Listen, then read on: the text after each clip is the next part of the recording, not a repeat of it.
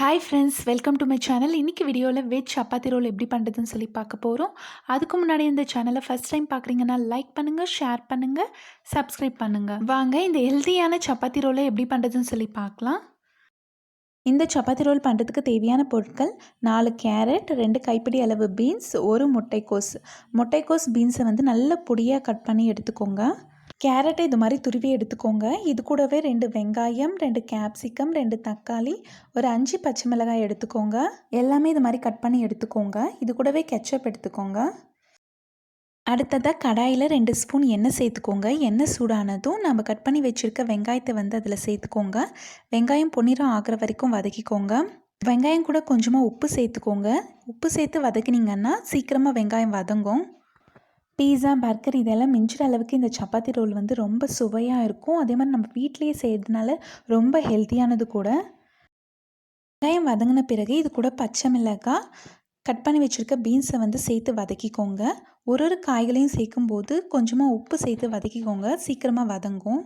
காய்கறிகளை சாப்பிடாத குழந்தைங்களுக்கு இந்த முறையில் வந்து நீங்கள் பண்ணி கொடுக்கலாம்.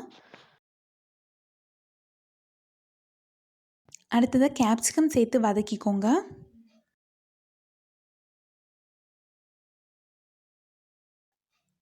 எல்லா காய்களையும் பச்சை வாசனை போகிற வரைக்கும் வதக்கிக்கோங்க.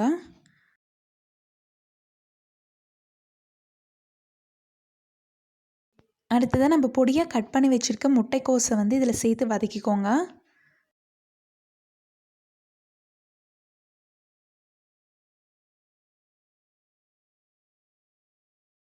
அடுத்ததாக துருவி வச்ச கேரட்டை வந்து இதில் சேர்த்து வதக்கிக்கோங்க.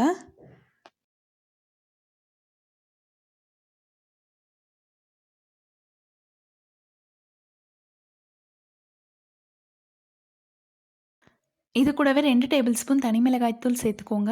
நம்ம முன்னவே பச்சை மிளகாய் சேர்த்துருக்கோம். உங்களுக்கு எந்த அளவுக்கு காரம் வேணுமோ அந்த அளவுக்கு நீங்கள் தனி மிளகாய்த்தூள் சேர்த்துக்கோங்க.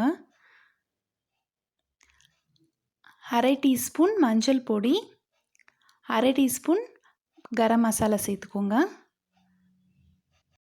மசாலா எல்லாம் பச்சை வாசனை போகிற வரைக்கும் வதக்கிக்கோங்க.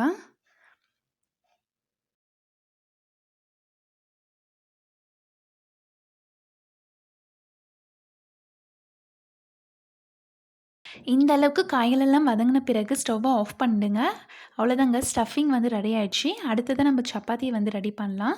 உங்களுக்கு எத்தனை சப்பாத்தி வேணுமோ அந்தளவுக்கு மாவை பிசைஞ்சு எடுத்துக்கோங்க. இது மாதிரி சப்பாத்தி தேய்ச்சி எடுத்துக்கோங்க. ரொம்ப அழுத்தம் கொடுக்காம லேசாக வந்து தேய்ச்சி எடுத்திங்கன்னா சப்பாத்தி நல்லா சாஃப்டாக வரும்.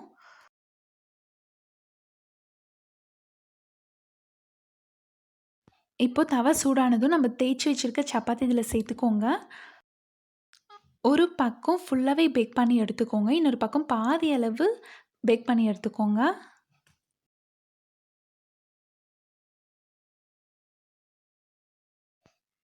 பாருங்கள், இந்த பக்கம் இந்த அளவுக்கு பேக் பண்ணி எடுத்துக்கோங்க.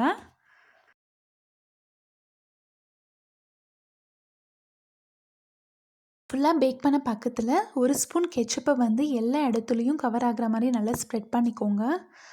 நான் ஒரு ஸ்பூன் எடுத்திருக்கேன். உங்களுக்கு இன்னும் கொஞ்சம் அதிகமாக வேணும்னா கொஞ்சம் அதிகமாக எடுத்து ஸ்ப்ரெட் பண்ணிக்கோங்க. இப்போது இதுக்கு மேலே வந்து நம்ம ரெடி பண்ணி வச்சுருக்க ஸ்டஃபிங்கை வந்து ஒரு 3 ஸ்பூன் நான் சேர்த்துக்கிறேன். எல்லா பக்கத்துலேயும் நல்லா கவர் ஆகிற மாதிரி நல்லா ஸ்ப்ரெட் பண்ணி விட்டுக்கோங்க. உங்களுக்கு இன்னும் கொஞ்சம் அதிகமாக வேணும்னு நினச்சிங்கன்னா நீங்கள் இன்னும் கொஞ்சம் சேர்த்துக்கோங்க.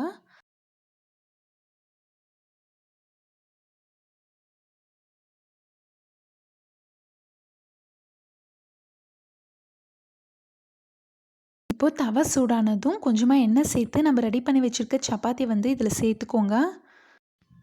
இப்போ ஒரு 2 நிமிஷம் லோ ஃப்ளேமில் வச்சுடுங்க. இது மாதிரி வைக்கிறதுனால சப்பாத்தி வந்து நல்லா கிறிஸ்பியாக நம்மளுக்கு கிடைக்கும்.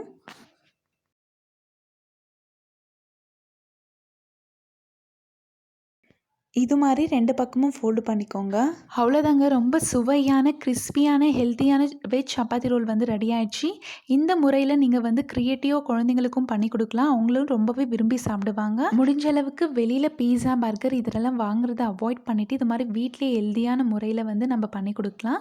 வீடியோ உங்களுக்கு பிடிச்சிருந்தா சப்ஸ்கிரைப் பண்ணுங்கள். இது போல் பல வீடியோக்களை பார்க்க பக்கத்தில் இருக்கிற பெல் ஐக்கானை கிளிக் பண்ணுங்கள். நன்றி.